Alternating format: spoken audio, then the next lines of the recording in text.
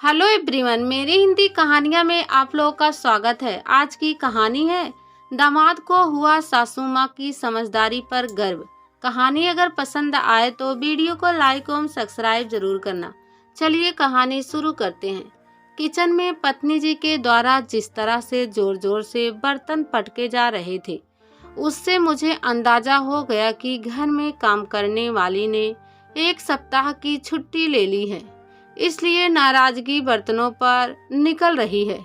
नौकरानी का घर पर नहीं आने का दोष भला बर्तनों पर क्यों उतारा जाए, मैं सोचता रहा, लेकिन उनसे कुछ कहा नहीं।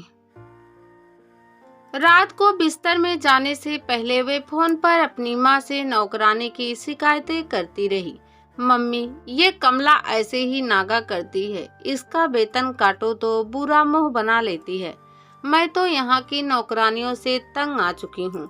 उधर सासू जी न जाने क्या कह रही थी, जिसे सुनकर पत्नी जी हाँ किए जा रही थी। फिर वह कह उठी, नहीं मम्मी जी, ऐसा मत कहो। और फिर जोरों से हंस दी। आखिर मामला क्या है, सोचकर मेरा दिल जोरों से धड़क उठा। पत्नी जी ने टेलीफोन रखा और गीत गुनगुनाती हुई आकर लेट गई। बड़ी खुश हो, क्या नई नौकरानी खोज ली? मैंने उनसे पूछा। मेरी खुशी भी नहीं देखी जाती, उन्होंने तमक कर कहा। यही समझ लो। फिर भी बताओ तो कि मामला क्या है। क्या सासू जी आ रही हैं? आपको कैसे पता? पत्नी ने खुशी खुशी कहा।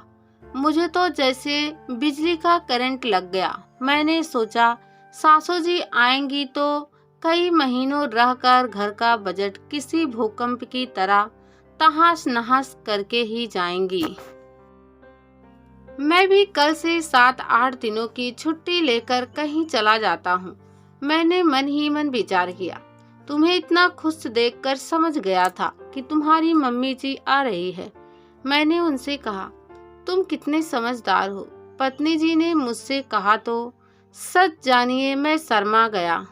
इसलिए तो तुमने मुझसे विवाह किया, मैंने कहा और उनके चेहरे को पढ़ने लगा।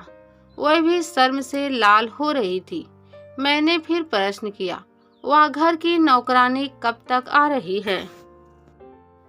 पत्नी जी ने कहा, एक बात सुन लीजिए, जब तक किसी के जीवन में चुनौतियां ना हो, जीने का मजा ही नहीं आता। और प्रत्येक व्यक्ति के पीछे एक सेकंड लाइन होना आवश्यक है।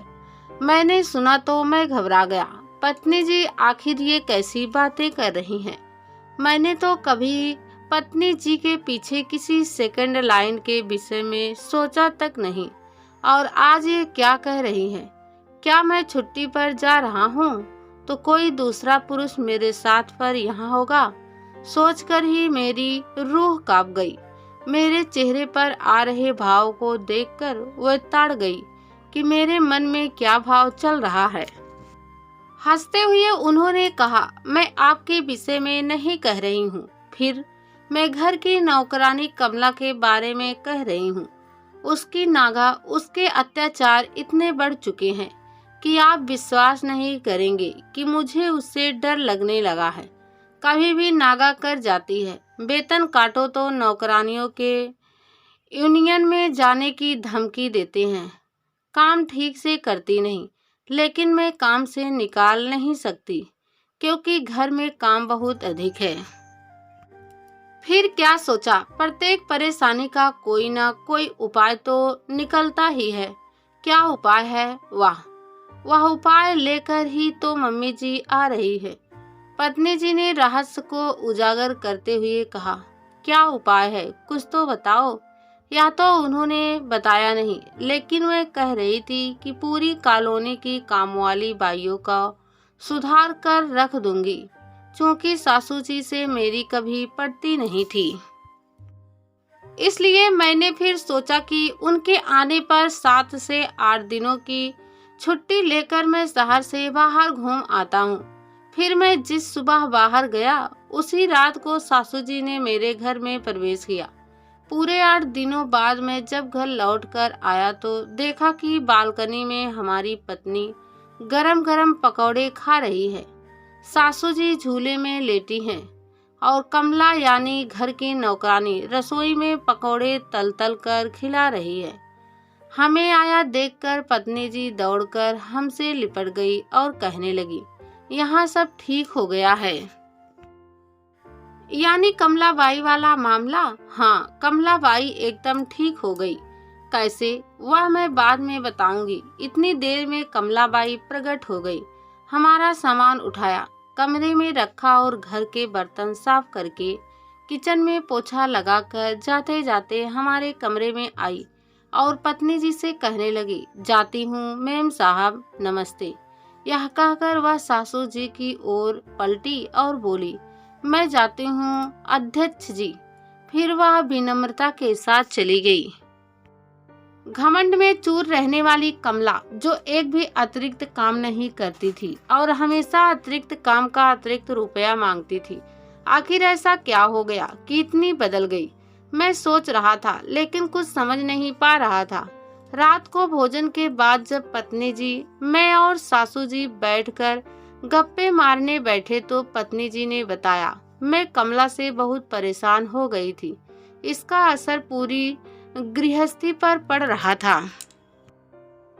मम्मी जी से मैंने यह बात शेयर की तो मम्मी जी ने कहा कि मैं आकर एक दिन में सब परेशानियों को निपटा दूंगी। वह कैसे? वही तो बता रही हूँ, पर आपको एक पल का भी चैन नहीं। हुआ यह कि मम्मी जी ने मुझे आने पर बताया कि उनका परिचय कमलाबाई से यह कहकर करवाया जाए कि जहाँ ये रहती हैं वहाँ की नौकरानियों की यूनियन अध्यक्ष है। मैंने वही किया भी। मम्मी जी ने यहाँ के काम को देखा और कमलाबाई के सामने मुझसे कहा कि पूरी कॉलोनी में कितनी नौकरानियों की जरूरत है। मैं काम वाली बाइयों को काम भी दिलवाती हूँ और इस समय 150 से अधिक काम करने वाली महिलाओं का पंजीयन मेरे पास है। वह सब यहाँ दिल्ली में काम करने के लिए आने को भी तैयार हैं। यहाँ काम कम, वेतन अधिक है और शहर की सारी सुविधाएं हैं, लेकिन मम्मी जी इतनी काम वाली बाइयाँ रहेंगी कहाँ? मैंने पूछा तो वह बोली कि तू उसकी चिंता मत कर, वेलफेयर डिपार्टमेंट ऐसी महिलाओं के निवास की व्यवस्था कम से कम दामों में कर देता है। मम्मी जी, पूरी कॉलोनी में 10 काम करने वाली महिलाओं की जरूरत है। मैंने मम्मी जी से कहा तो उन्होंने तुरंत मोबाइल निकालकर कमलाबाई के सामने नंबर मिलाया ही था कि कमला ने दौड़कर मम्मी जी के पांव पकड़ लिए और रोते हुए कहने लगी कि मैडम जी, पीठ पर लात मार लो, लेकिन किसी के पेट पर लात मत मारो। क्यों, क्या हुआ? मम्मी जी बोली तो वह बोली कि मैडम जी, सारी काम वाली बाइयाँ बेरोजगार हो जाएंगी, लेकिन तुम भी तो परेशान करने में कसर नहीं करती हो।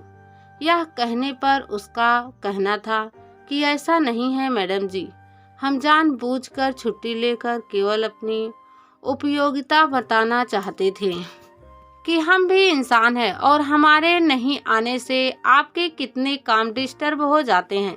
इसलिए आप हमें इंसान समझकर इंसानों को जो बुनियाद सुविधाएं मिलनी चाहिए उन्हें हमें भी दिया करें। कह तो यह सच रही है। मेरी ओर मम्मी जी ने देखकर कहा, मैं पूरी बुनियादी सुविधाएं देने को तैयार हूँ। मैंने झट से कहा, आपको कभी मुझसे शिकायत नहीं मिलेगी। मुझसे ही नहीं, कॉलोनी की काम करने वाली किसी भी महिला से। उसने मुझे आश्वासन दिया तो मम्मी जी ने मोबाइल बंद कर दिया और उसी दिन से कमला के व्यवहार में 100% परिवर्तन आ गया। पत्नी जी ने पूरी बात का खुलासा करते हुए कहा, वाह, क्या समझदारी का सुझाव सासू जी ने दिया। सांप भी मर गया, लाठी भी नहीं टूटी। मैंने प्रशंसा से कहा, लेकिन आप नौकरानी यूनियन की अध्यक्ष कब बनी? मैंने सासू जी से हैरत से पूछा। लो कर लो बात, तुम भी कितने भोले हो। अरे वह तो उसको ठीक करने का नाटक था, सासू जी बोली। फिर हम सभी जोर से हंस पड़े। हमें अपनी समझदार सासू माँ की तकरीब पर गर्व हो आया।